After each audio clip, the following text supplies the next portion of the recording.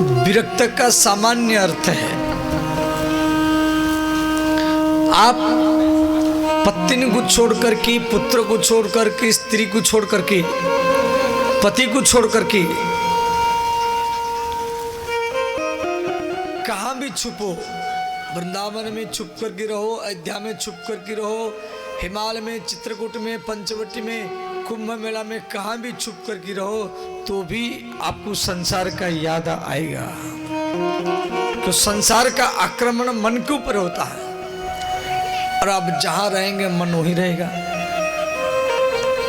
इसीलिए सुदामा जी के पिता भी थे, आत्मदेव उनके पिता का नाम है, पत्नी का नाम सुशीला है। सुदामा जी पत्नी से विरक्त नहीं थे, पिता से विरक्त नहीं थे, घर से विरक्त नहीं थे, बच्चों से विरक्त नहीं थे। सुदामा जी इंद्रियों से ही विरक्त थे सुता, और इंद्रियों से विरक्त होना वो सच्चा विरक्त है। इनका इंद्रियां कभी बहिर्मुखी नहीं हुआ। इसीलिए भागवत में कहा गया विरक्तः इंद्रियार्थेषु श्री। सुदामा जी गांव के बाहर में रहते थे, एक छोटी सी झोपड़ी है। कभी वर्षा ऋतु में इनका घर भी गिर जाता था और कभी ठंडी के समय में इनके पास में ओढ़ने के लिए कंबल भी नहीं था, फटा बोरी बिछा करके रहते थे, सोते थे। सुदामा जी के घर में जो बर्तन है, पत्र है, वो एल्युमिनियम, स्टील, पीतल, कांसा का नहीं है। मिट्टी के थाल, मिट्टी के कटोरी, मिट्टी के ग्लास सुदामा जी की। और श्री सुदामा जी रात्रि के प्रथम प्रहर में जब हर घर घर में लाइट जलता था, सुदामा जी का घर अंधार रहता था कि दीपक जलाने के लिए तेल नहीं है, लालटेन डिबिया जलाने के लिए मिट्टी तेल नहीं है।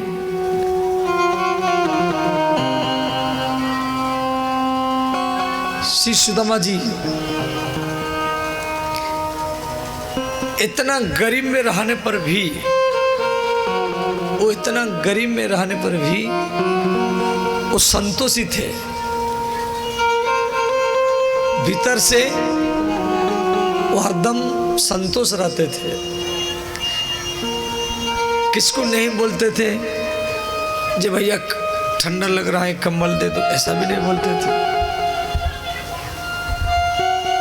जब होली, दिवाली में, छठ पूजा में, दुर्गा पूजा में घर घर में हलवा पूड़ी खीर बनता था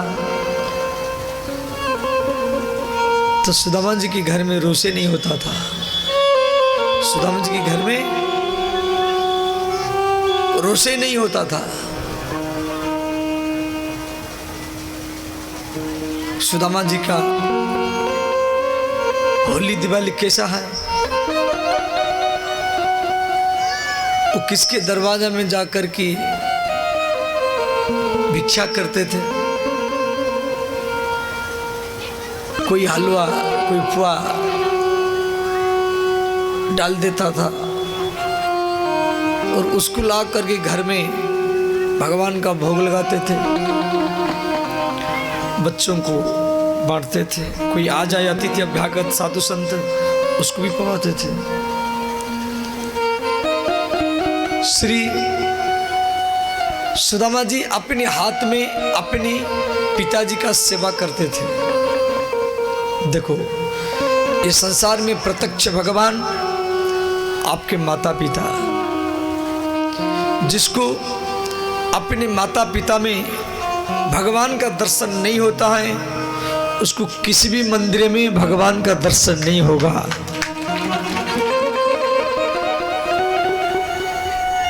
सुदामा जी अपने वृद्ध पिता का सेवा अपने हाथ में करते थे। देखो, आप पत्नी के हाथ से कितना भी भोजन पाओ, पेट तभी भरेगा जब माँ के हाथ से ही भोजन करे। आपको ठंडी में, गर्मी में, सुबह शाम को कैसा भोजन चाहिए, वो आपकी माँ बना करके आपको खिलाएगी। पत्नी मान लो रूठ गई तो रोसे नहीं करेगी, परंतु माँ कितना भी रूठे,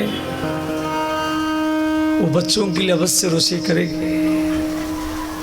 कोई भी माँ बच्चों को भूखा नहीं रख सकती।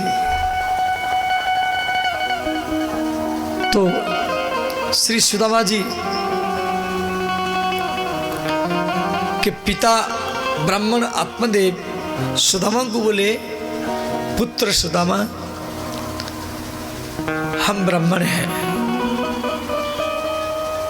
तो ब्राह्मण का कर्तव्य है अयाचित वृत्ति, याचित वृत्ति, सुलंछन वृत्ति,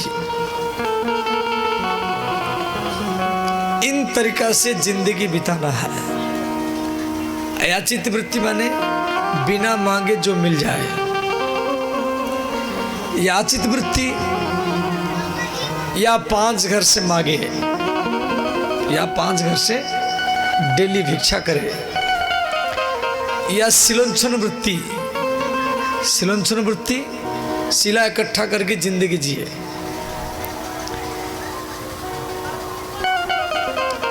सुदामा के पिता आत्मदेव ने कहा, पुत्र सुदामा, मैं आजीवन तुझे भिक्षा करके पालन किया हूं। भिक्षा से क्या शिक्षा मिलता है?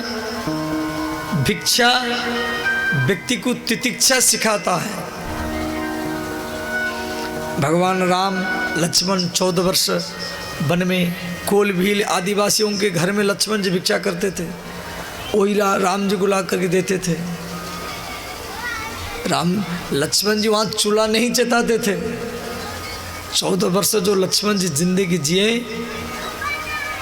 न कढ़िया है, न तेल है, न कोई खाट है, न गद्दा है, न तखत है। लक्ष्मण जी कभी कंदमूल, कभी फलमूल, कभी कोलभील आदिवासी उनके घर से ला करके राम जी को खिलाते थे।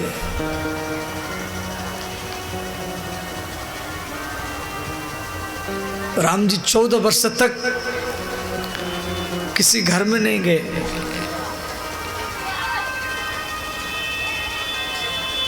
जब निषाद राज के राज्य में राम जी पहुंचे थे, प्रातःकाल में गंगा में नहाए। भगवान राम एक ही कपड़ा में गए थे, दूसरा कपड़ा भी लेके नहीं गए थे।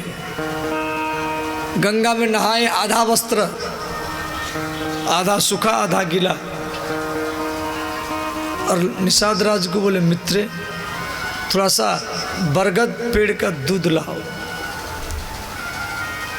तो निषाद राज ने बट वृक्ष के दूध ला करके राम जी को दिया। तो राम जी लक्ष्मण को बोले, लक्ष्मण 14 वर्ष वन में रहना है, तेल नहीं मिलेगा, कंघी नहीं मिलेगा, शीशा नहीं मिलेगा। गोस्वामी तुलसीदास जी लिखे, हो तो प्रात, माने जब प्रातःकाल हुआ, हो तो प्रात बट क्षीर मगावा, तो प्रात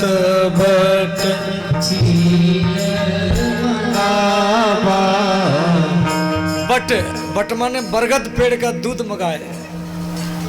हो तो प्रात बट क्षीर मगावा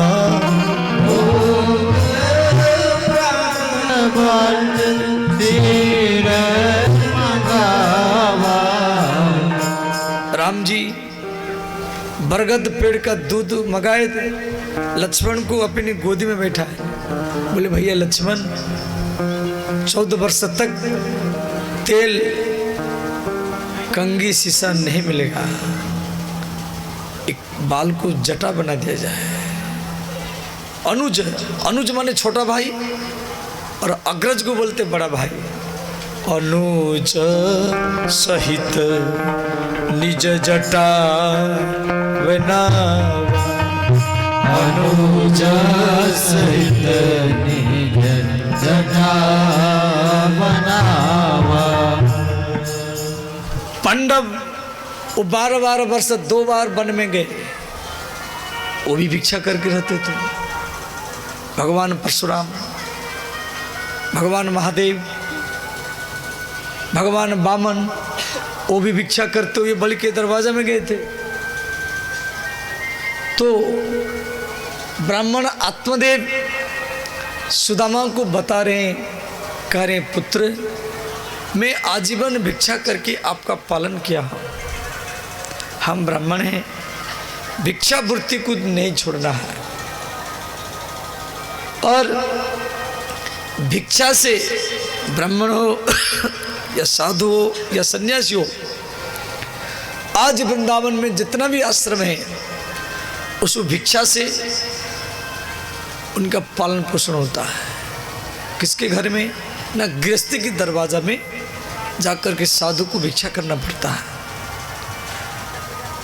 उसकी ना कोई जमीन है, ना खेती है, ना कोई नौकरी है।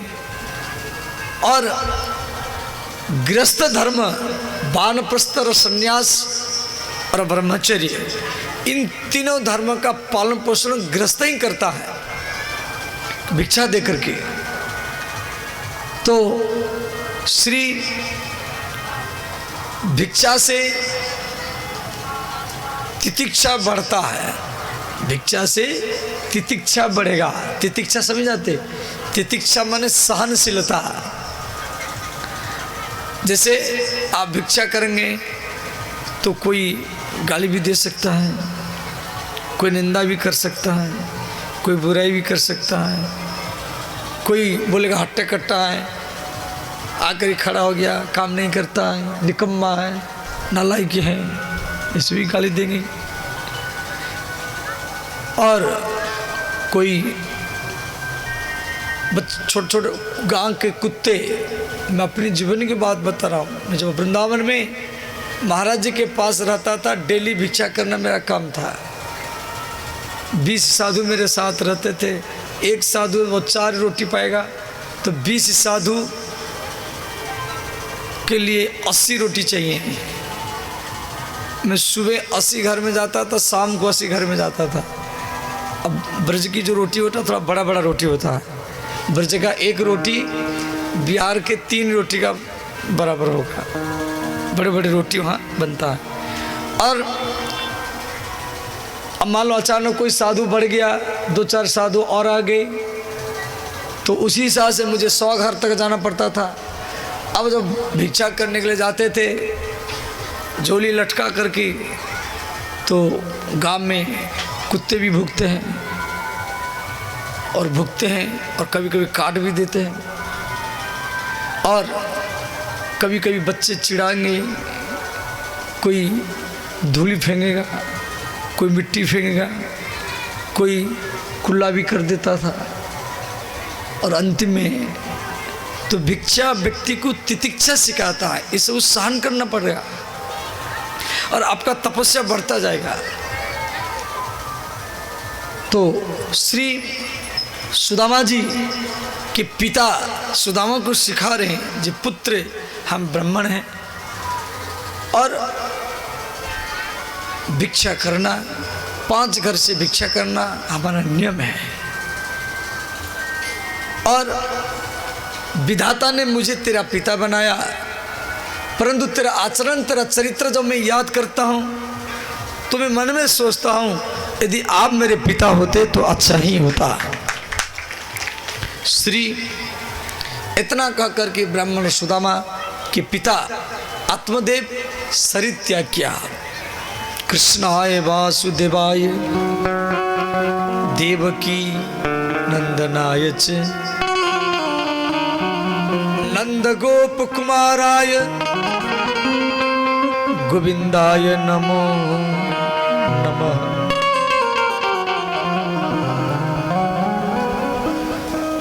आत्मदेव शरीर त्याग किया तो सुदामा जी गरीब थे, तो रिश्तेदार लोग इनके घर में आना भी पसंद नहीं करते थे। तो सुदामा जी अपनी पिता के शरीर को गोदी में उठाए और श्मशान की ओर ले गए। गरुड़ पुराण में दिया गया है, जो माता पिता पुत्र को जन्म दिया उसका पालन किया तो पुत्र का भी कर्तव्य है माता पिता मरने के बाद में पुत्र जब उनके शरीर को कंधा में लेकर के श्मशान तक जाता है या गंगा के किनारे तक जाता है, उसको हर पग पग में अश्वमेध यज्ञ का लाभ भी मिलता है। तो सुदामा जी अपने पिताजी के संस्कार किए, घर में आए। ब्राह्मण 10 दिन में शुद्ध होता है, क्षत्रिय 12 दिन में, वैश्य 15 दिन में, शूद्र 25 दिन में। सुदामा जी 12 दिन में सब कुछ अपनी पिंडदान संस्कार आदि किए। उसके बाद में श्री सुदामा जी भिक्षा लेने के लिए जा रहे हैं गांव के भीतर में। तो सुदामा जी किसी भी स्त्री को बहन कह करके, बेटी कह करके, मौसी कह करके भी नहीं बोलते थे। वो प्रत्येक स्त्रियों को भवती भवती कह करके बोलते थे और किसके भीतर में नहीं जाते थे, बाहर में खड़े रहते थे। कोई डांटे कोई फटकार देगा, इसलिए बाहर में वो खड़े रहते थे। और परम ज्ञानी है सुदामा जी, कोई साधारण व्यक्ति नहीं है जिनको ऋग्वेद, यजुर्वेद, सामवेद, अथर्ववेद सब याद है। भगवान कृष्ण के परम मित्र हैं। और आज वो दरवाजा में खड़े हैं। भिक्षाम देहि भवती, भिक्षाम देहि, भिक्षाम देहि भवती, भिक्षाम देहि। सुदामा जी आवाज लगाए, हे महालक्ष्मी, हे महासरस्वती, हे महाकाली स्वरूपा, अन्नपूर्णा स्वरूपा माता, आपके दरवाजा में आपके गांव का ब्राह्मण सुदामा एक मुट्ठी भिक्षा के लिए खड़ा है। उस स्त्री ने कहा, आज मेरे घर में कुछ नहीं है, आप कल आना। सुदामा जी दूसरे घर में चले गए।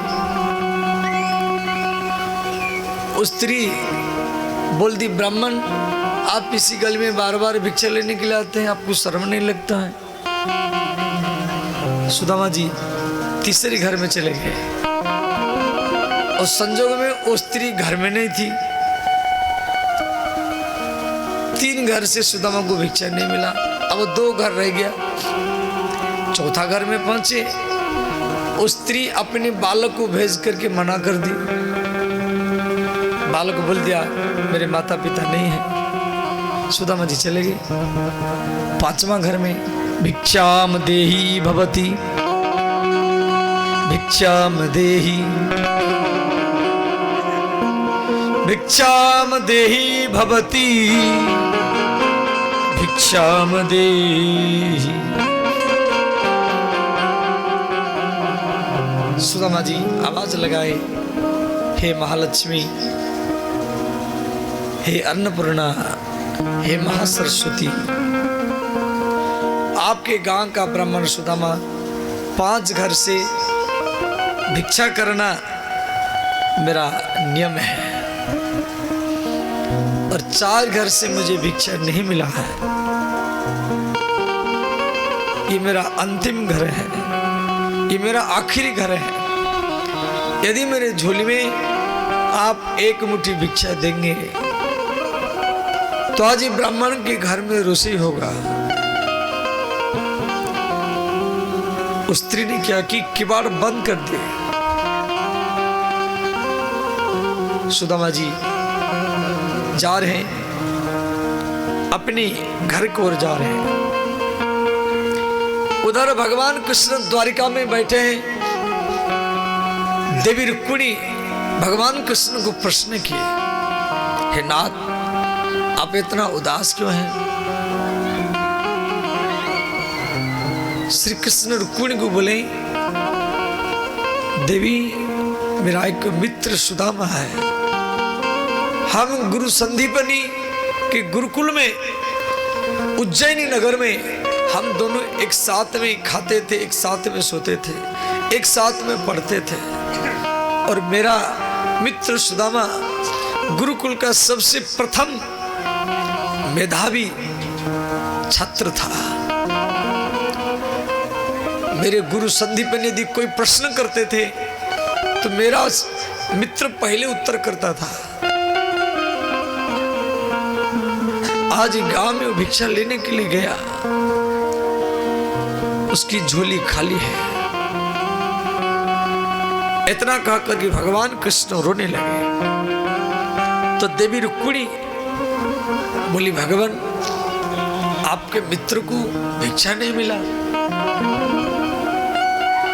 भगवान बोले, देवी उसको तो भिक्षा नहीं मिला, परंतु सबसे बड़ा विडंबना सोचने की बात यह है,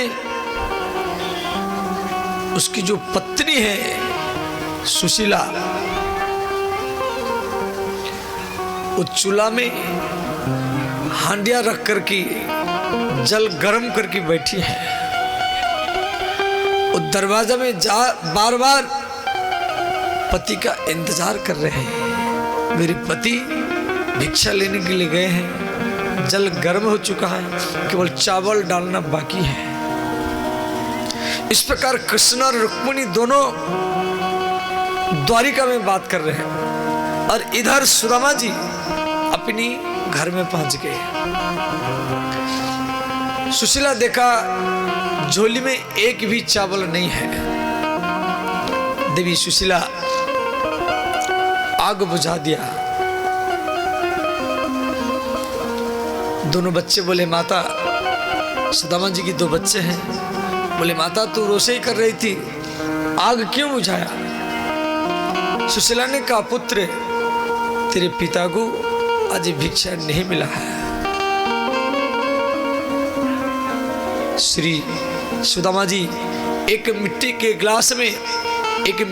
गिलास में जल भर करके लाए और तुलसी डाले, भगवान कृष्ण का भोग लगाए। बोले, द्वारिकानाथ, हे रुक्मिणी वल्लभ, आज घर में कुछ नहीं होने के कारण ये जल का भोग लगा रहा हूं और आप इसको स्वीकार कीजिए।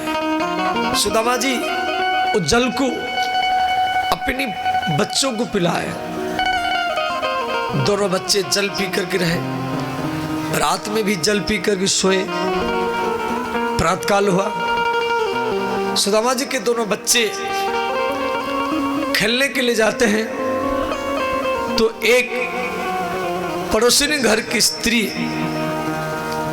अपने बच्चा को गैया का दूध पिला रही थी।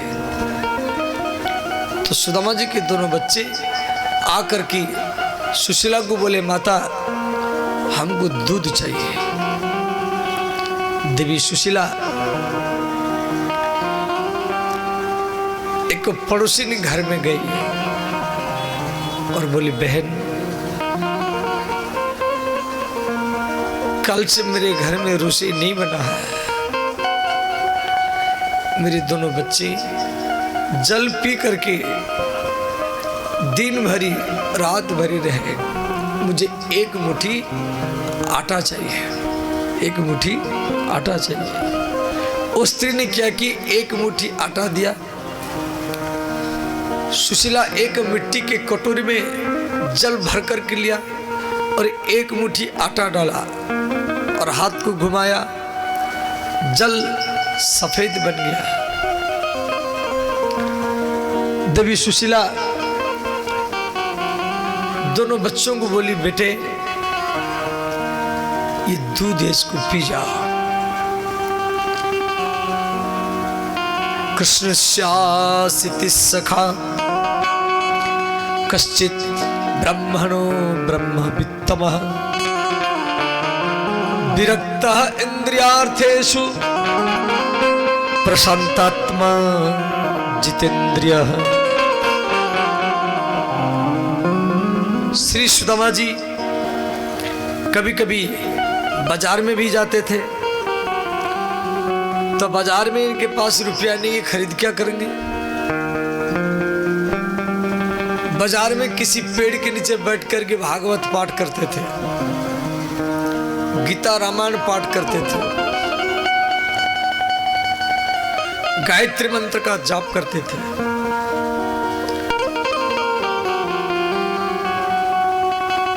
संध्या के समय में सब्जी दुकान वाले सड़ा हुआ आलू, सड़ा हुआ टमाटर, सड़ा हुआ बैगन, सड़ा हुआ गोभी फेंक देते थे। तो सुदामा जी झोली लेकर के उन सड़े हुए सब्जियों को, सड़े हुए आलू टमाटर को अपनी झोली में इकट्ठा करते थे। किसी दुकान वाला के मन में जो दया आती थी, आखिर में मेरे गांव का ब्राह्मण है, बाजार में आता है, पेड़ के नीचे भागवत रामायण गीता पाठ करता है और अंतिम में सड़े हुए सब्जियों को इकट्ठा करके लेता है। तो कोई दुकान वाला सुदामा जी के झोली में भी 2-4 आलू भी डाल देता था। सुदामा जी खुश हो जाते थे, कृष्ण को याद करते थे, हे द्वारिकानाथ, हे रुक्मिणी वल्लभ, ये मेरे झोली में 2 आलू डाला है और आप इसको अपनी कृपा ही बना रखना। और सुदामा जी उन सड़े हुए सब्जियों को लेकर के घर में आते थे और चाकू से काटते थे। उसमें जो अच्छा अच्छा सब्जी निकाल करके रोसे बनाते थे और भगवान का भोग लगाते थे। कोई अतिथि अभ्यागत साधु संत आए, उसको भी पवाते थे, बाद में पाते थे। भगवान कृष्ण और रुक्मिणी को कहा, रे देवी, द्वारिका में 56 प्रकार का भोग लगता है, परंतु सुदामा के सड़े हुए सब्जी में मुझे जो प्रसन्नता है वो 56 प्रकार की भोग में नहीं है। ये सुदामा जी का बाजार है। सुदामा जी की खेती कैसा है? सुदामा की कोई खेत नहीं है, उनका खेती कैसा होगा? भागवत में दिया गया है। जो किसान लोग धान, गेहूं, मकई काट करके घर को लाते थे और किसानों की खेती में जो धान गेहूं पड़ा रहता था, सुदामा जी टोकरी लेकर के उन धान को, उन गेहूं को इकट्ठा करते थे। एक किसान मन में सोचा, आखिर में हम किसान हैं, किसान का नियम है, जब जुताई करता है बहुत कीड़े मकोड़े मर जाते हैं।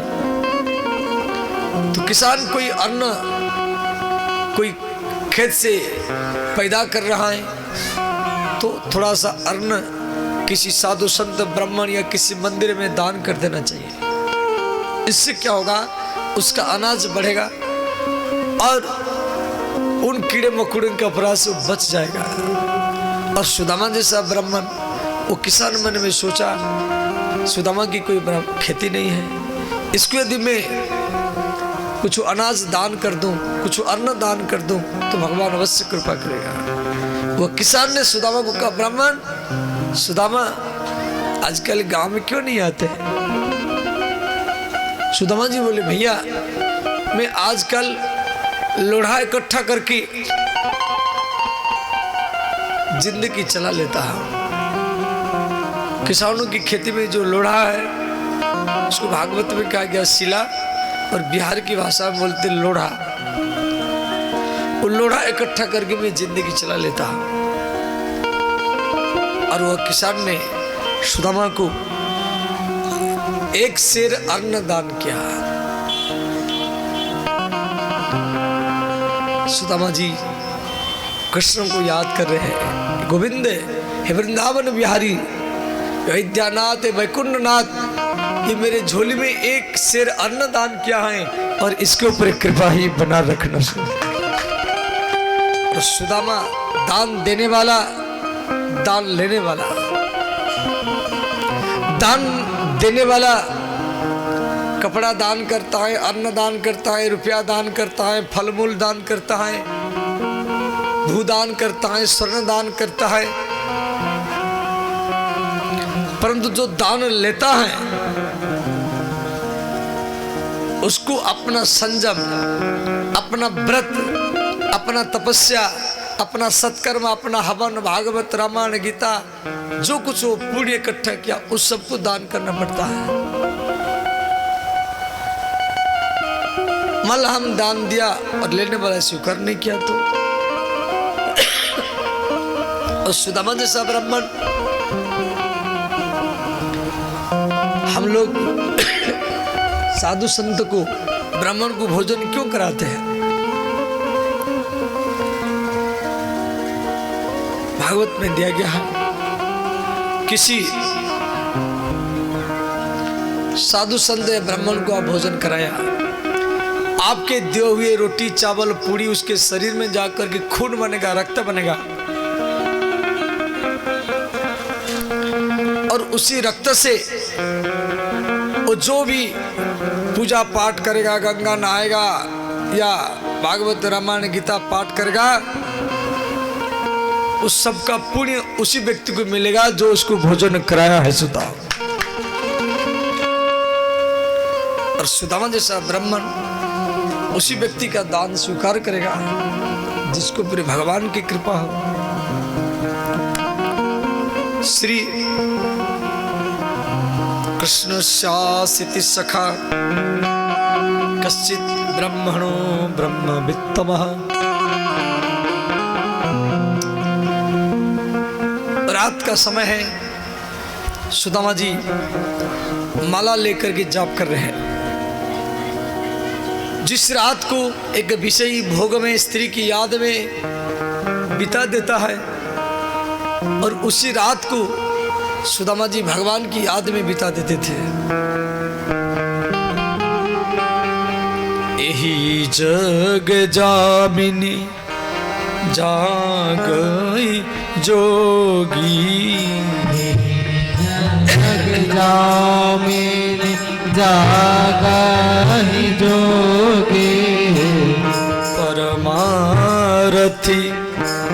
प्रपंचु वियोगी, परमारथी पर पंच वियोगी, जानिए जीवन तब जग जागा, जानिए जीवन तब जग जागा, जब सब विषय विलास विरागा, जब सब विषय विलास विरागा, श्री राम जय राम जय जय राम, राम जय राम जय जय राम।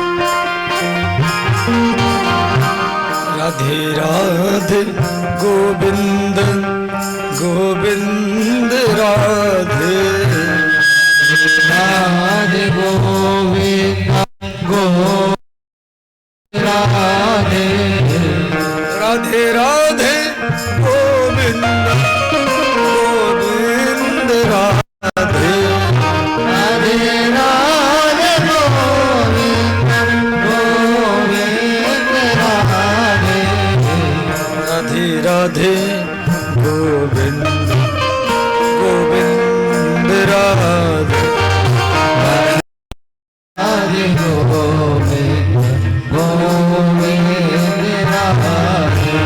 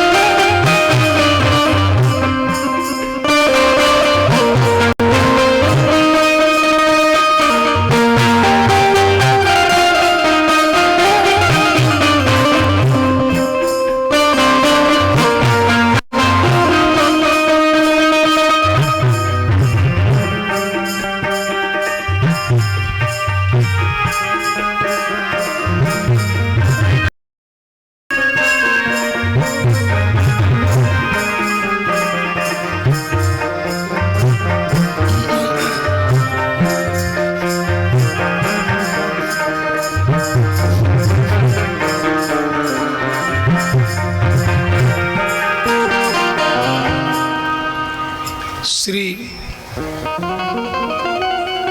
सुदामा जी की पत्री सुदामा जी को बोली, स्वामी मैं जब से आपके घर में आई हूं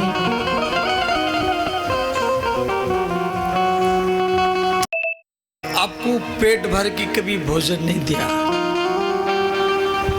मेरे कारण आप दरिद्रता में जिंदगी जी रहे हैं। सुदामा जी बोले, प्रिय आपके कारण मैं दरिद्र नहीं हूं। सुदामा जी के दरिद्र होने का क्या कारण है, आप ध्यान देना।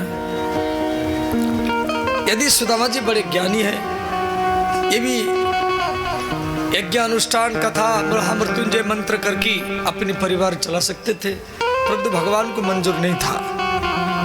ये कथा दूसरी पुराण में है। कृष्ण और सुदामा जब गुरु संदीपन के विद्यालय में पढ़ते थे, पहले जो गुरुकुल होता था उसमें विद्यार्थियों को गुरुजी का सेवा करना पड़ता था। अभी भी वृंदावन में जितना सब आश्रम है सब में विद्यार्थी है, परंतु विद्यार्थी से रुपया नहीं लिया जाता है। वो सेवा करते, कोई झाड़ू लगाता है, कोई गैया चराता है, कोई कंडा थापता है, कोई सबको प्रसाद बांटता है। और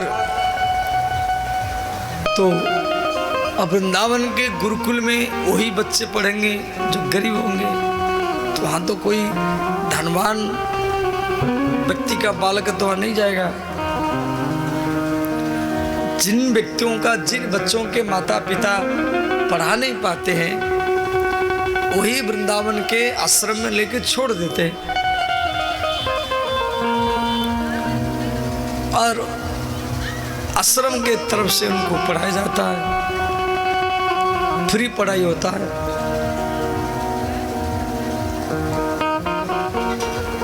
केवल सेवा विद्यार्थी को करना पड़ता है, कोई 1 घंटा कोई 2 घंटा इतना ही सेवा करना पड़ता है। तो गुरु संदीपन के विद्यालय में कृष्ण सुदामा जब पढ़ते थे तो गुरु संदीपनी कृष्ण सुदामा को बोले, देखो कल रसोई बनेगा तो लकड़ी नहीं है, आप लकड़ी लेने के लिए जाओ। तो संदीपन की पत्नी कृष्ण को 1 मुट्ठी चना दिया और सुदामा को भी 1 मुट्ठी चना दिया। कब भूख लगेगा तो खा लेना। कृष्ण बोले, मित्र मेरे बटकी जो चना है वो आप रख लो बाद में खा लेंगे। सुदामा जी मना किए। सुदामा जी बोले नहीं नहीं, अपनी बटकी चना आप अपने पास में रखो, विधि का विधान है। सुदामा जी दोनों मुट्ठी चना रख लिए।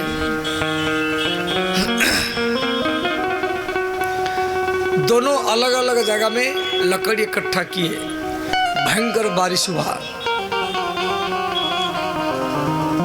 तो सुदामा जी को भूख लगा। सुदामा जी के पास में दोनों मुट्ठी चना था, कृष्ण के बटकी चना और सुदामा के बटकी चना, दोनों मुट्ठी चना सुदामा के पास में था। सुदामा जी चना को निकाले। सुदामा जी बहुत बड़े ज्ञानी हैं। उस चना में मानो वो चना काला पड़ा हुआ था, उसमें किसी तपस्विनी का, ब्रह्मचारिणी का अभिशाप लगा हुआ था। उस चना के बारे में हरिवंश पुराण में कथा है कि एक तपस्विनी डेली वो चना खा करके तपस्या करती थी। गांव का एक व्यक्ति वो तपस्विनी को, वो ब्रह्मचारिणी को 2 मुट्ठी चना डेली दान करता था। और वह तपस्विनी वो चना को टांग करके, कुटिया में टांग करके वो नहाने के लिए चली गई। तो 2 चोर आए। वो सोचे इसमें कुछ सोना चांदी बंधा हुआ है, तो दोनों क्या किए, वो चना को लेके चले गए। देखे ये चना है, सोना चांदी नहीं है। तो दोनों मुट्ठी चना को वो गुरु संदीपनी के विद्यालय में फेंक दिए।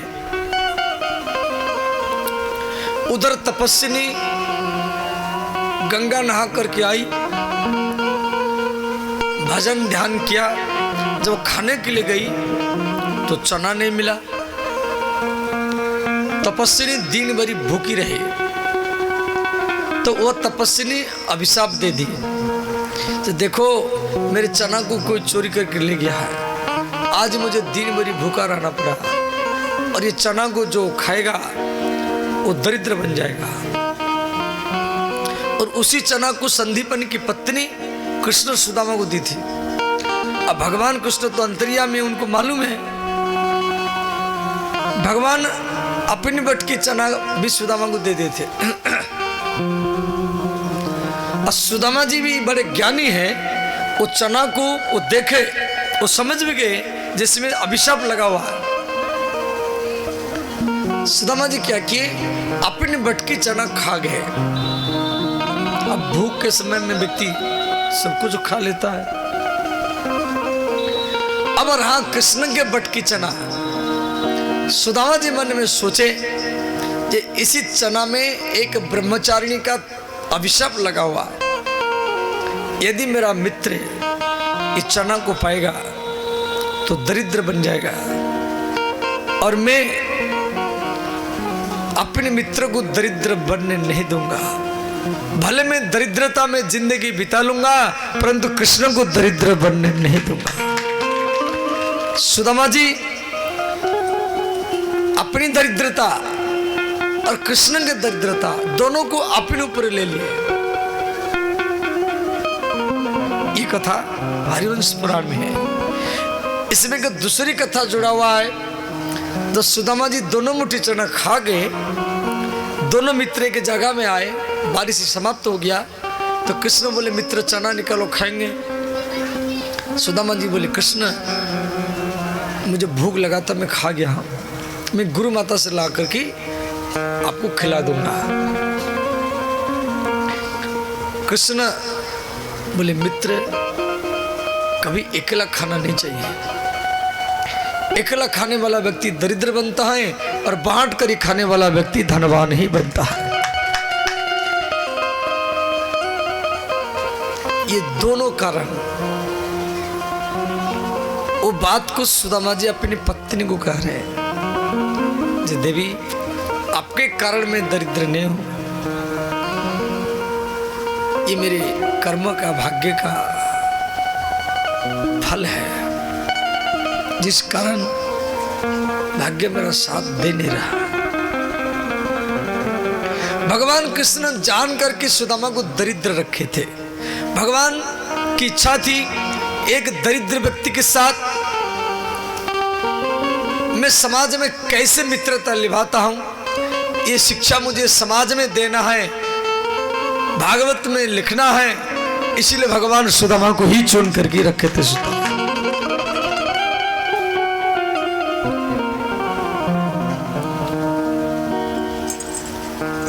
अयम ही परम लाभो उत्तम श्लोको दर्शनम। सुशीला ने कहा स्वामी ऐसा है, आप अपने मित्र के दर्शन के लिए तो जाओ। सुदामा जी बोले प्रिय कृष्ण मेरा बचपन का मित्र है, मुझे भूल गया होगा और मैं जाऊंगा तो भी मुझे पहचान नहीं पाएगा कि बचपन के मित्रता बचपन में मिट जाता है। और मान लो मैं उसके पास से चला भी जाऊं तो मेरा मित्र का बेइज्जती होगा। क्यों?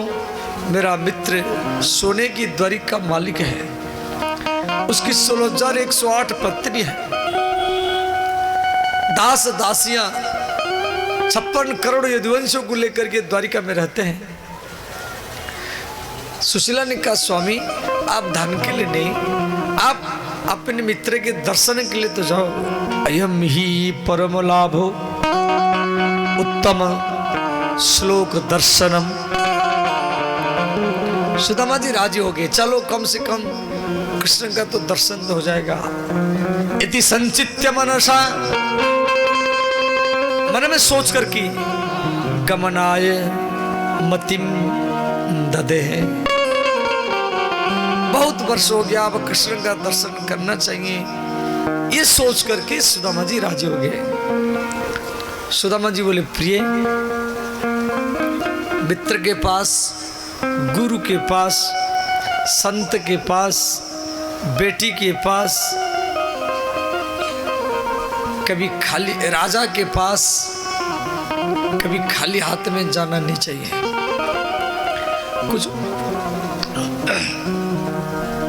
कुछ भेंट लेकर के जाना चाहिए। सुदामा जी बोले प्रिय कृष्ण एक तो द्वारिकाधीश है, दूसरे मेरा मित्र भी है, राजाधिराज है, तो घर में कुछ हुए तो लाओ। सुशीला देखा घर में एक भी चावल नहीं है। देवी सुशीला एक पड़ोसिन के घर में गई और बोली बहन मेरे पति अपने मित्र से मिलने के लिए जा रहे हैं, मुझे एक मुट्ठी चावल चाहिए। दूसरी घर में गई, वहां से भी एक मुट्ठी चावल मांगी। तीसरी घर से, चौथा घर से, भागवत में दिया गया है सुदामा की पत्नी सुशीला 4 घर में गई, एक एक मुट्ठी 4 मुट्ठी चावल लाई और वो 4 मुट्ठी चावल को वो मिला दिया, उसको मिला दिया। देखो हर घर का चावल अलग होता है, जिसका चावल सुंदर हो, साफ हो, लंबे हो, वो धनवान होता है। जिसके चावल में कीड़ा कचड़ा हो वो गरीब होता है, और जिसके चावल में अरुआ उसना कीड़ा कचड़ा सब कुछ मिला हुआ हो वो सुदामा ही होता है। सुदामा की पत्नी सुशीला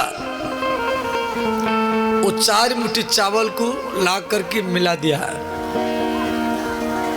जो कपड़ा पे रखी थी थोड़ा सा कपड़ा फाड़ करके वो चावल को बांधा, कृष्ण को याद किया, हे द्वारिकानाथ, हे रुक्मिणी बल्लभ, कोई आपकी भेंट में कपड़ा लता मिठाई डिब्बा फल मूल सोना चांदी लेकर के जाता है। हे गोविंद, आपका मित्र सिर्फ आपके दर्शन करने के लिए जा रहा है और मैं आपकी भाभी घर में कुछ नहीं होने के कारण 4 घर से मांग करके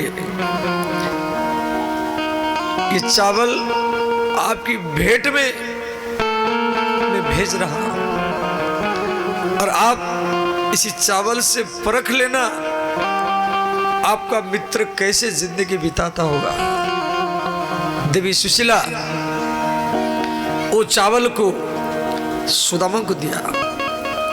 सुदामा जी वो चावल को लेकर के वृंदापुर से द्वारिकापुर जा रहे हैं। इधर भगवान कृष्ण द्वारिका में कृष्ण रुक्मिणी दोनों सोने की पलंग में शयन किए हैं। प्रातःकाल हुआ, भगवान कृष्ण रुक्मिणी को छोड़ करके अपना नित्य कर्म करने के लिए चले गए। देवी रुक्मिणी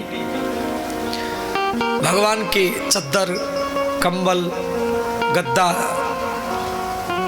सबको इकट्ठा किया, परंतु श्री कृष्ण के सिर के नीचे, श्री कृष्ण के सिर के नीचे जो तकिया था, तकिया वो भीगा हुआ मिला। 1 दिन, 2 दिन, 3 दिन, 4 दिन।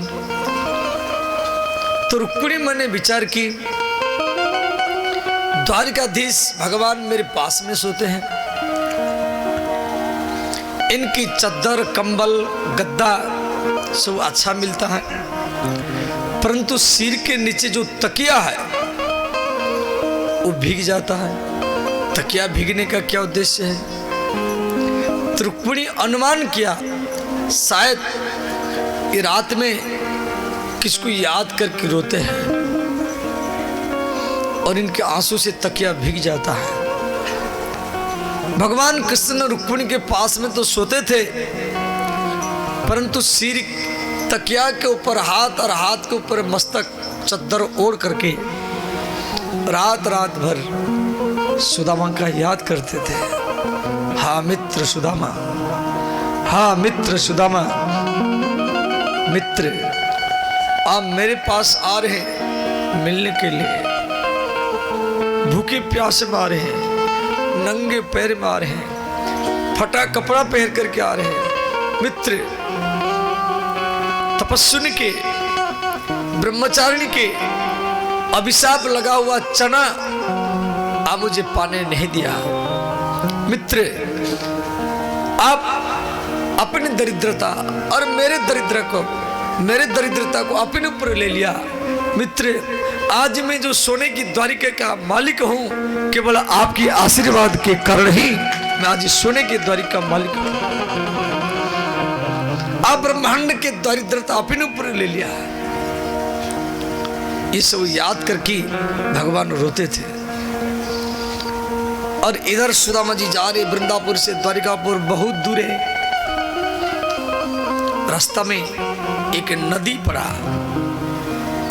सुदामा जी नदी के किनारे में बैठे रहे, रुपया नहीं है, नदी कैसे पार करेंगे? मन में सोच रहे क्या करूं, कैसे मैं नदी पार करूं? पास में देने के लिए कुछ नहीं है।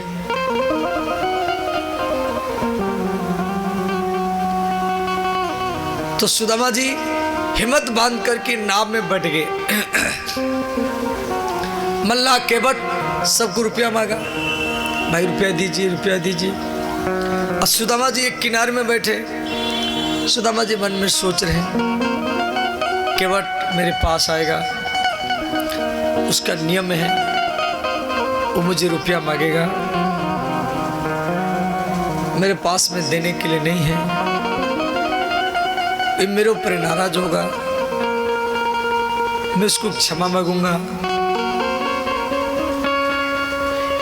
बोलूंगा भैया मित्र से मिलने के लिए जा रहा हूं, वो मेरे बात मान जाएगा। यदि नहीं मानेगा मुझे नाव से उतार देगा। और इस प्रकार सुदामा जी सोच रहे हैं। और इधर केवट रुपया मांगते हुए सुदामा के पास आके कहा, ब्राह्मण रुपया दीजिए। सुदामा जी बोले भैया मुझे मालूम नहीं था रास्ता में नदी है, मैं मित्र से मिलने के लिए जा रहा हूं, मैं तुझे याद रखूंगा, मेरे पास देने के लिए कुछ नहीं है। केवट ने कहा ब्राह्मण नाव से उतर जाओ। सुदामा जी इतना संकोची है, कोई एक बार टोक देता था, उसको दूसरी बार बोलने की मौका नहीं देते थे। सुदामा जी तुरंत नाव से उतर गए, दिन भरी नदी के किनारे में बैठे रहे। भगवान कृष्ण मन में सोच रहे हैं, रुक्मिणी को कह रहे हैं देवी मेरा मित्र नदी के किनारे में बैठा है, मेरे पास आ रहा है मिलने के लिए, भूखे प्यास में बैठा है, एक नाव में बैठा, परंतु रुपया नहीं होने के कारण केवट ने मेरे मित्र को नाव से उतार दिया। इतना कहकर के भगवान रोने लगे। तो भगवान श्री कृष्ण एक केवट का रूप बना करके सुदामा के पास आए। बोले ब्राह्मण देव आप मेरे नाम में बैठो, हम आपको नदी पार कराएंगे। सुदामा जी बोले भैया मेरे पास देने के लिए कुछ नहीं है। केवट ने कहा मुझे कुछ नहीं चाहिए, आप तो ब्राह्मण हैं, कुछ भक्ति के ज्ञान के वैराग्य के बात सुना देना, वही हमारी मजदूर माना जाएगा।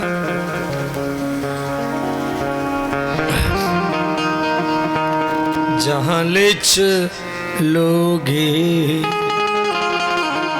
वही में चलूंगा, जहाँ ले चलोगे वहीं मैं चलूँगा, जहाँ ले चलोगे वही में चलूंगा, जहाँ ले चलोगे वहीं मैं चलूँगा, जहाँ नाथ राखोगे, जहाँ नाथ राखोगे वही में रहूंगा, जहाँ ले चलोगे वही में चलूंगा, जहाँ ले चलोगे वहीं मैं चलूँगा।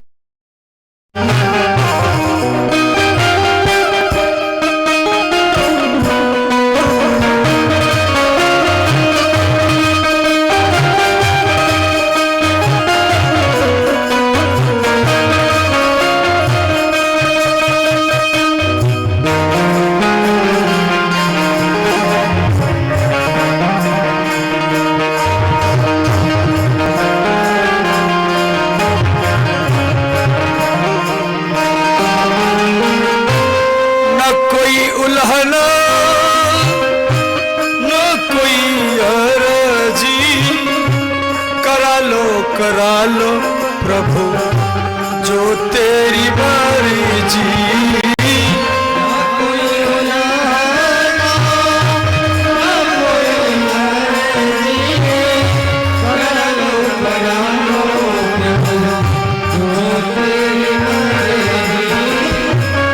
न कोई उल्लंघना न कोई अर्जी, करा लो प्रभु जो तेरी मर्जी,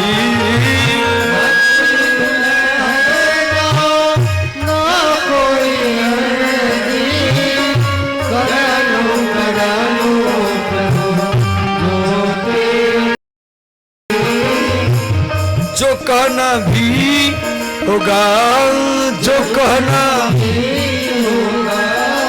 तुमसे कहूँगा, जहाँ ले चलोगे चलूंगा।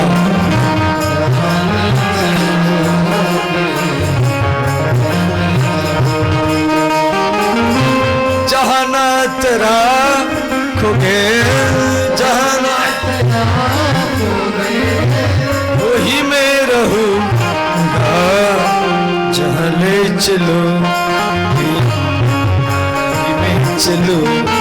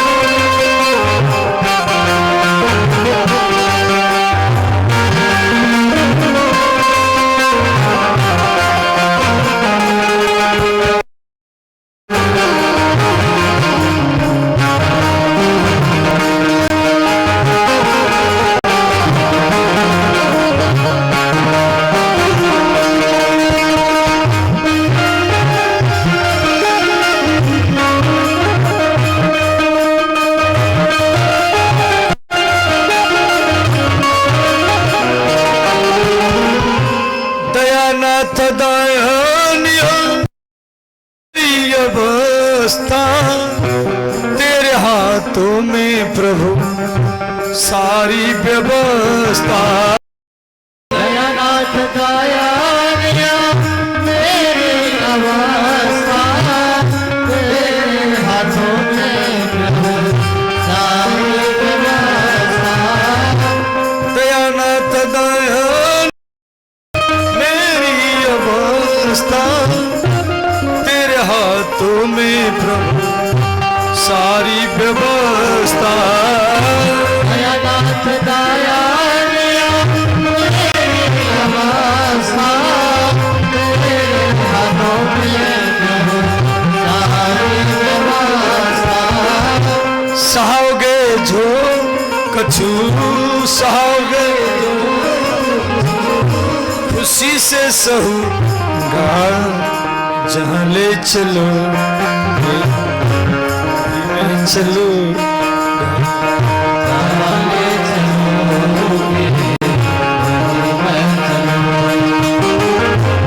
जहाँ नाथ रखोगे, जहाँ नाथ रखोगे वही मैं रहूंगा। जहाँ ले चलो मैं चलूंगा।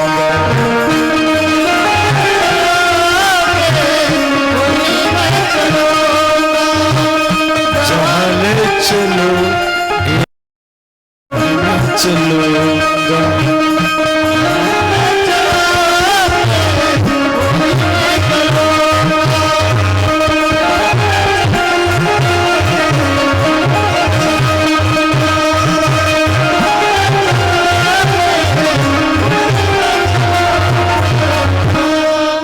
इस प्रकार सुदामा जी नदी पार किए। केवट जो भगवान कृष्ण थे, केवट ने कहा ब्राह्मण कहाँ सोएंगे? सुदामा जी बोले इसी पेड़ के नीचे सो जाऊंगा। सुदामा जी आधा धोती बिछाए।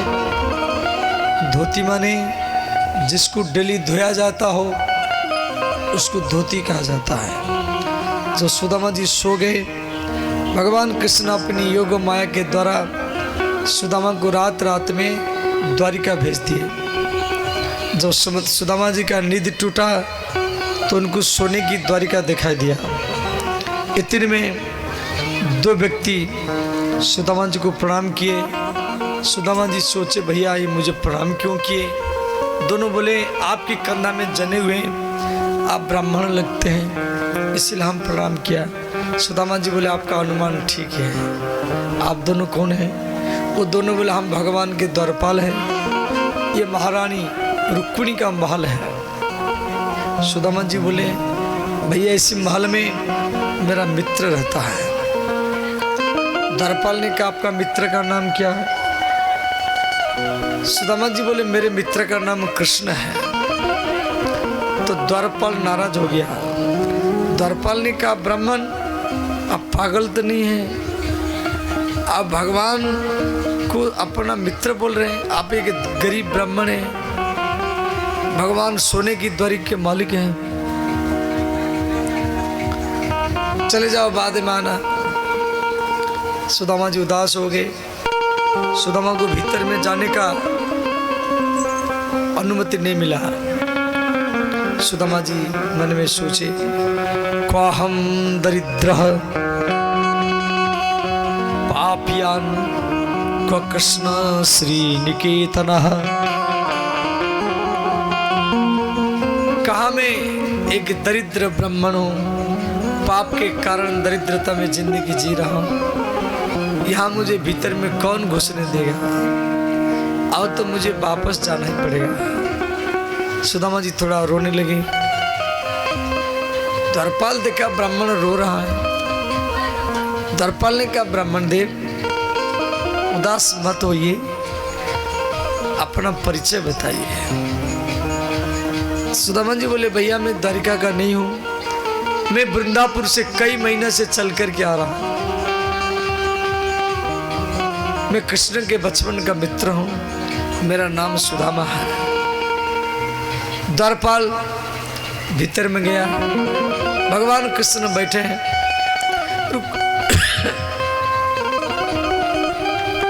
रुक्मिणी, सत्यभामा, मित्रा, लक्ष्मणा, भद्रा, कालिंदी, जम्बवती, अष्टपटरानियों के बीच में कृष्ण बैठे हैं।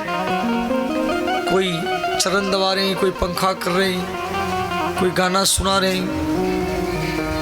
और उसी बीच में सुदामा जी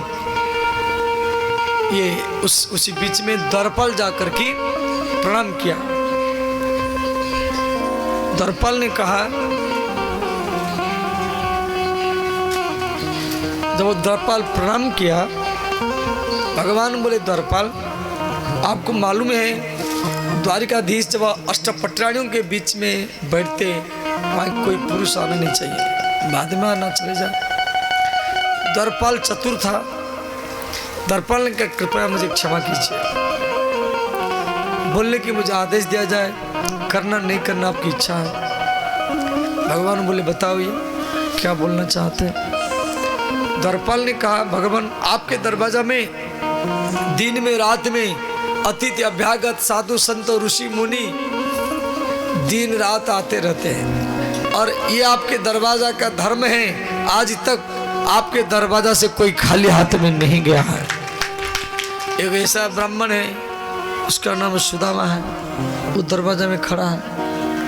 तो भगवान सुने मेरा मित्र मेरे दरवाजा में आकर खड़ा है। भगवान जैसे सुने तुरंत तो कूद गए, मैंने छलांग लगा दी। भगवान का मुकुट नीचे गिर गया, पीताम्बर गिर गया, लकुट भी गिर गया, जूता भी गिर गया। भगवान भागते हुए चले गए।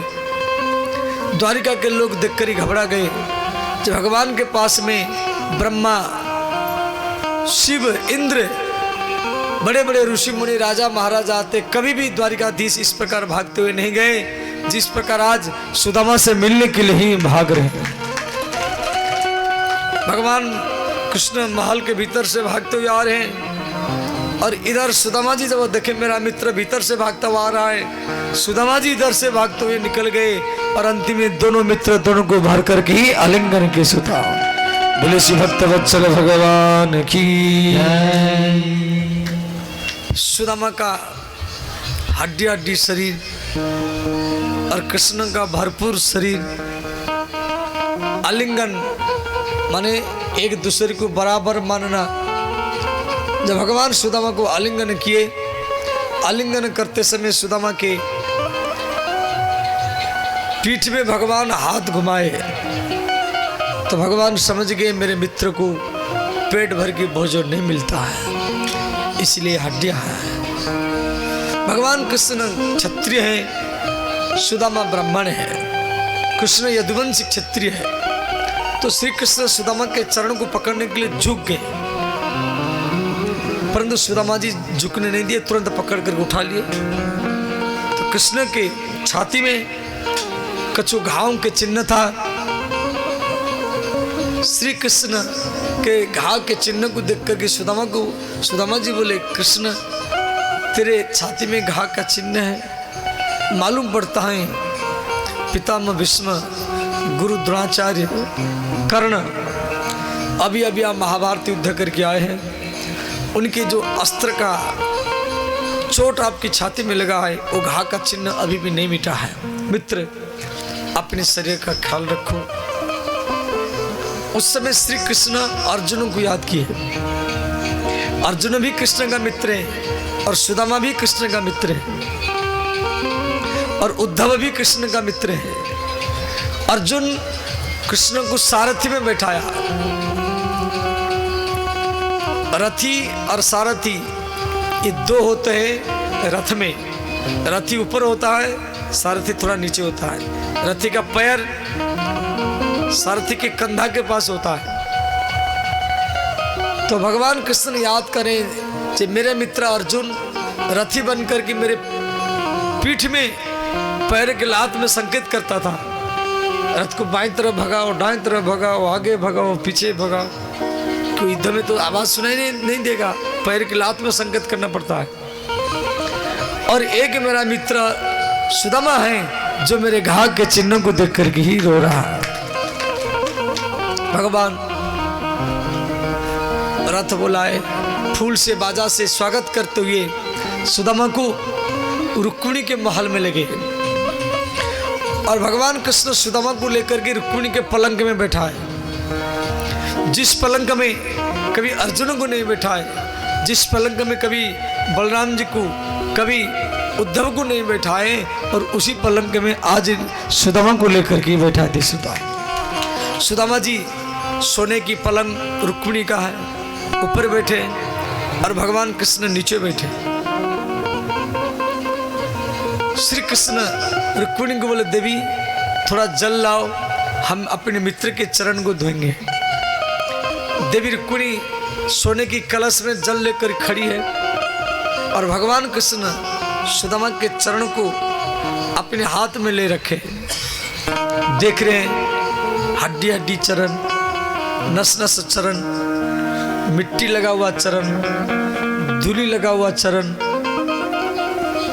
और चरण में कंकड़ पत्थर चुभा हुआ चरण, खून में लथपथ हुआ चरण।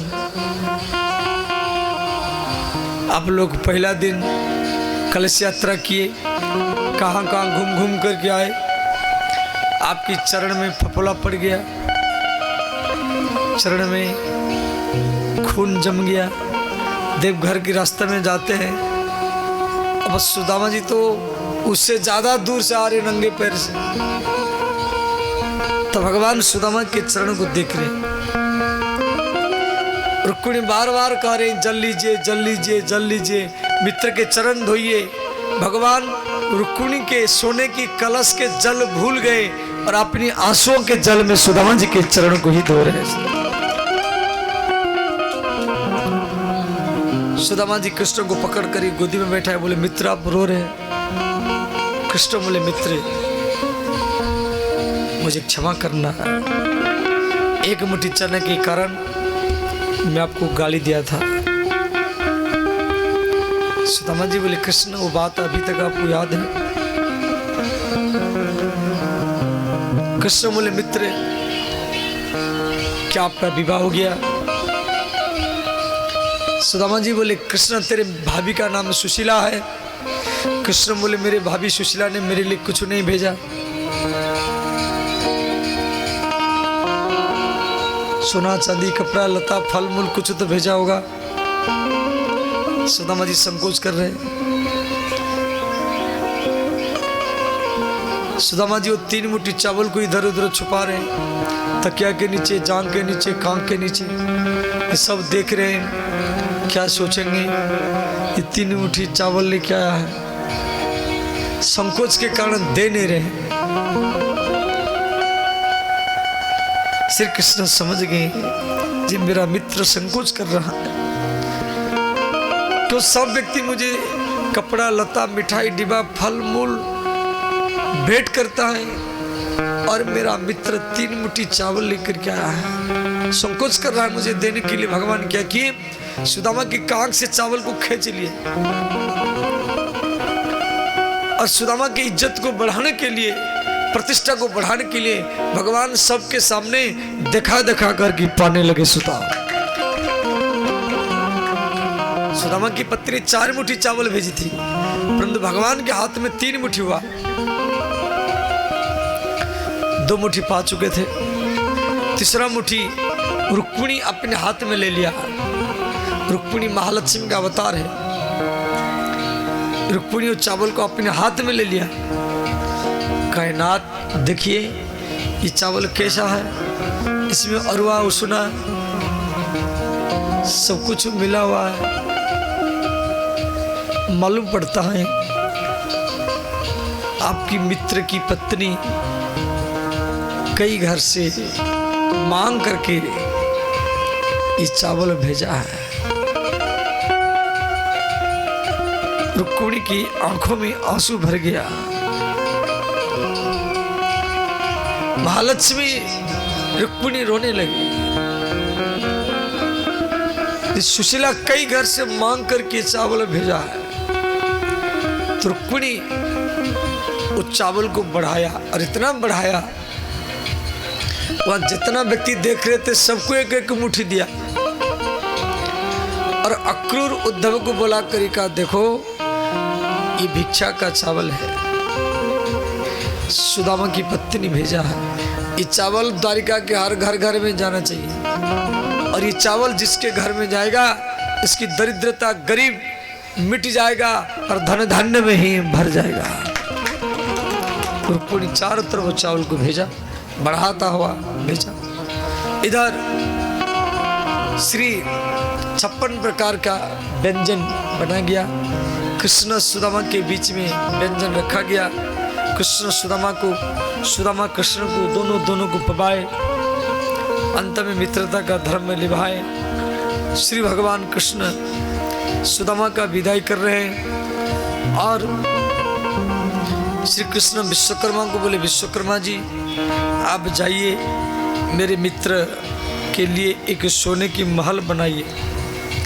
विश्वकर्मा अर्धरात्र में सुशीला के सामने प्रकट हुआ। इधर भगवान सुदामा का विदाई कर रहे हैं और उधर विश्वकर्मा जी वृंदापुर में सुशीला के सामने प्रकट हुए। बोले, देवी मुझे भगवान कृष्ण भेजे हैं, यहाँ पर एक सोने की महल बनाना है। सुशीला ने कहा, मेरे पति ये गांव में भिक्षा करते थे, गांव वाले मेरे पति के झोली में 1 मुट्ठी चावल, आटा, 1 रुपया 2 रुपया डालते थे। इन गांव वालों के दिए हुए आटा चावल में हम जीवित हैं। पहले इन गांव वालों का महल बना जाएगा, उसके बाद में ही हमारा बना जाएगा। विश्वकर्मा ने सुशीला का साधुवाद किया। उसके बाद में भगवान सुदामा को विदाई किए। सुदामा जी की जो पत्नी है सुशीला, वो महल में नहीं गई, वो तो झोपड़ी में रहा। इधर भगवान कृष्ण अपनी पत्नियों को बोले, देवियों मेरा मित्र जा रहा है, इससे आशीर्वाद ले लो। 16,108 स्त्रियां सुदामा जी से आशीर्वाद ले रहे। सुदामा जी आशीर्वाद देते देते हाथ में दर्द हुआ, बोलते बोलते गला बैठ गया। सुदामा जी बोले, मित्र ये कहाँ तक है? भगवान बोले, मित्र ये अभी 2,000 हुआ है, 14,000 अभी बाकी है।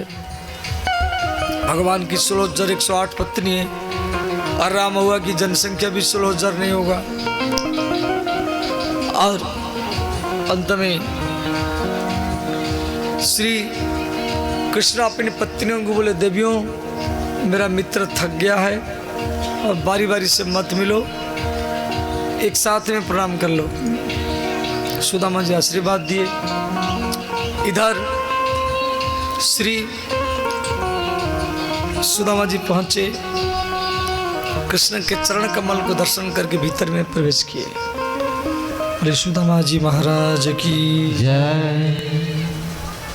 श्रीमद् भागवत में